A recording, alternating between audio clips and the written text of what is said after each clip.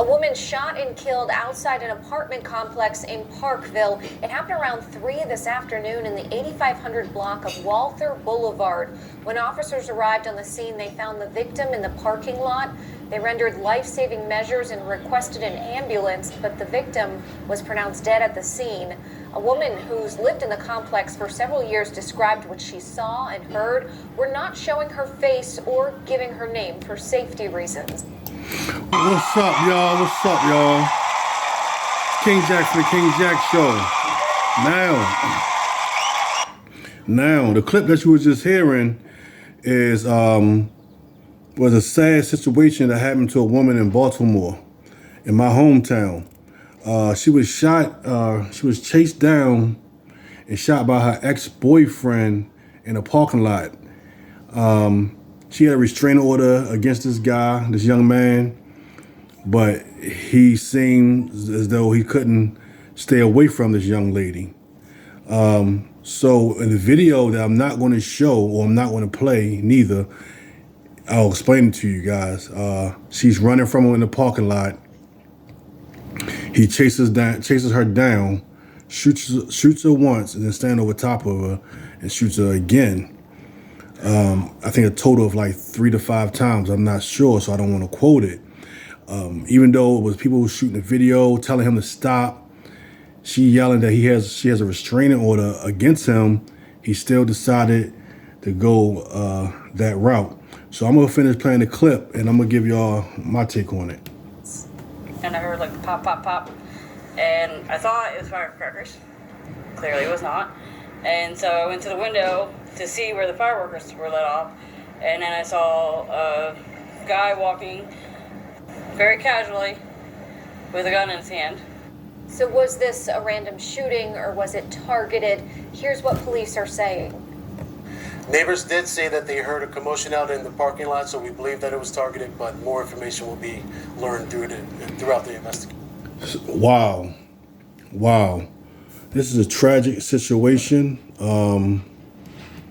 This young lady lost her life due to domestic violence. And the guy who shot her was supposed to be someone that supposedly loved this young lady, but he was also abusing her. So she got a restraining order out on him. But the question of the day is, why are these kids so emotional? And ladies, if a guy gives you a sign that he's going to be abusive, abusing you, hitting you, or anything like that, don't take him as a liar. Take him for what you see he is. I have another video. I'm going to play this. I really didn't want to, but I'm going to go ahead and play a little bit of it, and I'm going to be out. The video put on social media is troubling. What happened to this 27-year-old woman is extremely disturbing. It's horrific. It's appalling that someone... Now, the video that they're talking about is the one that I said I wasn't going to play. It shows her running through the parking lot. Baltimore County Police are looking for the person who killed Shakia Allen. She was shot multiple times. They're no longer looking for him. They caught him. He wasn't hard to catch. They had it on video, and she yelled out almost his name and said, "I have a restraining order against you." So they already found him. This is old video around 2 days ago, but they found the guy yesterday.